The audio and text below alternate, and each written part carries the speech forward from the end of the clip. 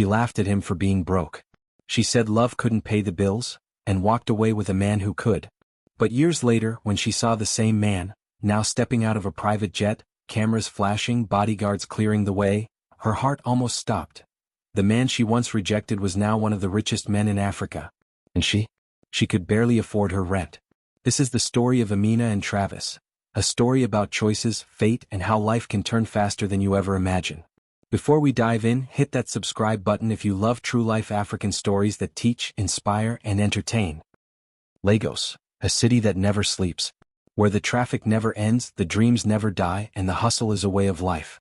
In one corner of this buzzing city lived Amina, a young woman with beauty that could stop hearts and an ambition that could move mountains. She grew up in a modest home. Her mother sold fabrics in the market, her father a retired teacher. But Amina had bigger dreams. She wanted a life of comfort, luxury, and prestige, the kind she saw on Instagram and in Nollywood films. Then there was Travis, a quiet, hard-working young man who lived just 2 streets away. He wasn't rich, but he was driven. Every morning, before the sun even rose, he'd be out fixing cars at the neighborhood mechanic shop, covered in grease yet full of purpose. When Amina and Travis met at the local youth fellowship, something clicked. He made her laugh, she made him dream. They'd walk home after church talking about their future. A small house, maybe 2 kids, and a love strong enough to survive anything. But deep inside, Amina wanted more than love. She wanted status. And in a city like Lagos, where image is everything, love sometimes comes second to success. Months passed, and Amina and Travis grew closer. He adored her, always showing up with small surprises, a pack of Puff Puff, a new phone case, a handwritten note. But the more she visited his little one-room apartment in Surulere, the more her doubts grew. The cracked walls, the noisy generator outside, the way he had to count every naira before buying anything, it scared her. "Travis," she sighed one evening, "don't you ever get tired of struggling?" He looked at her, wiping sweat from his brow after a long day. "I'm not struggling, Amina. I'm building. It just takes time."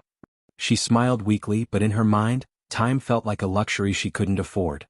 Not long after, Amina met Kenny, a flashy businessman with a gold wristwatch and a car that sparkled like a diamond. He was charming, confident, and most importantly, loaded. Kenny took her to fancy restaurants, gifted her an iPhone, and told her she deserved the best. Amina's mother noticed the change immediately. "My daughter," she whispered one evening, "Travis is a good man, but good men don't pay bills. Kenny can give you the life you deserve." The words echoed in her mind. A week later, Travis surprised Amina. He had saved up for months to buy her a small ring, silver, simple, sincere. "Amina," he said, kneeling in his small room, "I may not have much now, but I'll work every day to give you the life you dream of. Will you marry me?" Amina froze. She saw the love in his eyes, but also the tiny fan spinning lazily behind him, the half-empty fridge, the uncertain future. She gently pulled her hand away. "Travis, you're a good man, but love won't feed us." His face fell. "So that's it?" he asked quietly. "I'm sorry," she whispered, tears rolling down her cheeks. "I need more." And with that, she walked away, straight into Kenny's waiting car. Travis stood there, ring still in hand, watching the taillights disappear into the night. That night, Travis couldn't sleep. Her words, "Love won't feed us," echoed in his head like a haunting psalm. For days he avoided everyone. The world felt heavier. The workshop where he fixed cars suddenly felt like a prison. He wanted to scream, to disappear, to prove everyone wrong. But instead of giving up, Travis made a decision. He would rise. He sold his old motorcycle, packed his bag, and moved to Abuja with just 50,000 naira and a heart full of determination. It wasn't much, but it was a start. He found work as an assistant mechanic in a small garage. It wasn't glamorous, but he learned fast. He started studying business online at night, using free Wi-Fi from a nearby cafe. Months turned into years. Travis saved every kobo he could, living frugally and sending a small portion home to his mother. Then came a turning point, one that would change everything. A customer came into the garage with a broken luxury car. Everyone was scared to touch it, but not Travis. He studied the engine, spent all night fixing it, and by morning it purred like new. The customer turned out to be a businessman who owned a chain of auto dealerships. Impressed, he offered Travis a job. That opportunity opened doors to new networks, people who believed in his talent and work ethic. Travis started investing in small deals, then importing car parts, and eventually running his own auto supply business. His discipline became his superpower. If you believe in the power of hard work, faith, and second chances, go ahead and hit that subscribe button. Because this is just one of many stories that prove it's not where you start, but where you finish. Back to the story. Years later, Travis founded Adeyemi Motors, a company that quickly grew across West Africa. He employed hundreds, invested in schools, and even sponsored youth training programs. From the dusty streets of Surulere to the boardrooms of Lagos Island, his rise was nothing short of legendary. But through it all, one thing remained unchanged: he never forgot Amina's words. Not with anger but as motivation. Every success, every deal, every new branch was a silent reminder. He was enough all along. Still, deep inside he wondered where she was, the woman who once walked away. At first, Amina's new life with Kenny was everything she dreamed of. Designer handbags, dinner at five-star hotels, trips to Dubai. She posted pictures online with captions like, "God is good." And people envied her. Even Travis's old friends whispered, Amina made the right choice. But behind those perfect photos was a truth she didn't want to see. Kenny was generous, yes, but he was also careless. He loved women almost as much as he loved money. Nights grew longer, arguments sharper. Sometimes he didn't come home at all.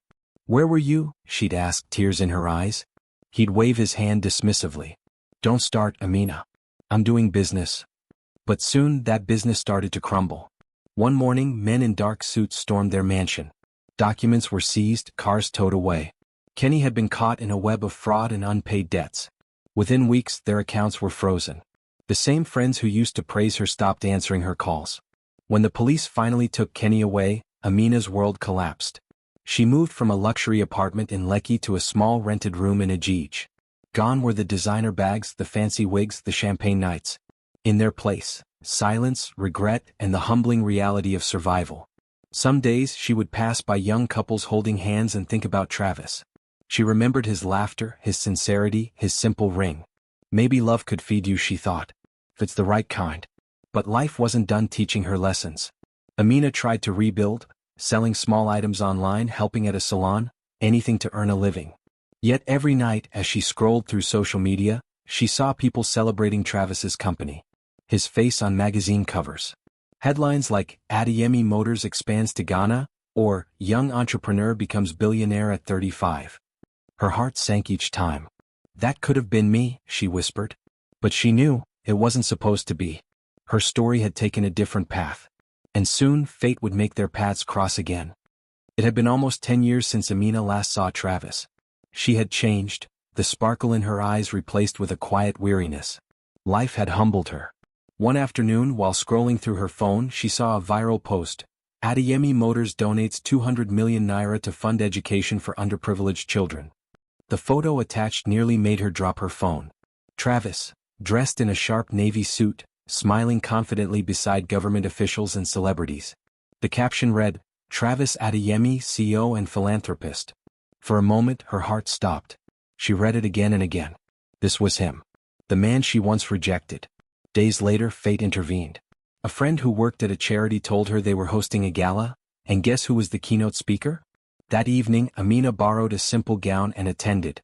The hall glittered with chandeliers, music, and wealth, the kind she used to chase. Then the host announced, "Ladies and gentlemen, please welcome Mr. Travis Adeyemi." The room erupted in applause. Amina froze. He walked in, taller, confident, every inch the billionaire success story. Cameras flashed as he shook hands and smiled. Their eyes met. For a second, time stopped. Travis recognized her instantly. A flicker of surprise crossed his face, followed by calm politeness. He gave a small nod, and moved on. After the event, she gathered the courage to approach him. "Travis," she said softly, her voice trembling, "I didn't think you'd remember me." He smiled, kind but distant. "Amina. Some people you never forget." Tears welled in her eyes. "I'm sorry for everything. I didn't see your worth." He paused, then replied gently, "It's okay. Life has its way of teaching us both." They stood there for a moment, two people shaped by choices and time. Then, with grace, Travis turned to greet other guests, leaving her with the silence of reflection. Amina realized the truth that night. She had lost more than a man. She had lost the chance to grow beside greatness. A week after the gala, Amina received an unexpected call. "Good afternoon," a calm voice said. "We're calling from Adeyemi Foundation. You applied for our women's business grant, correct? Yes, she answered hesitantly. We're pleased to inform you that your proposal has been approved. You'll receive full funding to start your venture. Amina's heart stopped. She hadn't told anyone she applied, not even her closest friend. Can I ask, who recommended me? She whispered. The voice smiled through the phone. Mr. Adeyemi personally approved your file. Her knees grew weak. She sat down slowly, tears falling freely. Travis, the same man she once turned away, had chosen to bless her instead of blame her. No press release. No interview. Just quiet forgiveness. That single act of kindness changed her heart completely. Amina used the grant to open a small beauty supply store. It wasn't luxurious, but it was honest work, peaceful and fulfilling. And every morning as she opened her shop, she whispered a prayer for the man she once hurt. Travis never mentioned her again. He had long forgiven her, his life now focused on helping others chase their dreams. In an interview one day when asked what drove him to succeed, Travis simply smiled and said, "Sometimes the people who doubt you are the very reason you rise. So don't hate them, let their disbelief fuel your greatness." He didn't just become a billionaire. He became a symbol of resilience, grace, and purpose. And Amina? She learned that true wealth isn't found in luxury but in love, character, and humility. If this story touched your heart, don't leave without clicking that subscribe button. Join our community of dreamers and believers who know that life can change in unexpected ways, and that sometimes, losing something today is the beginning of something far greater tomorrow.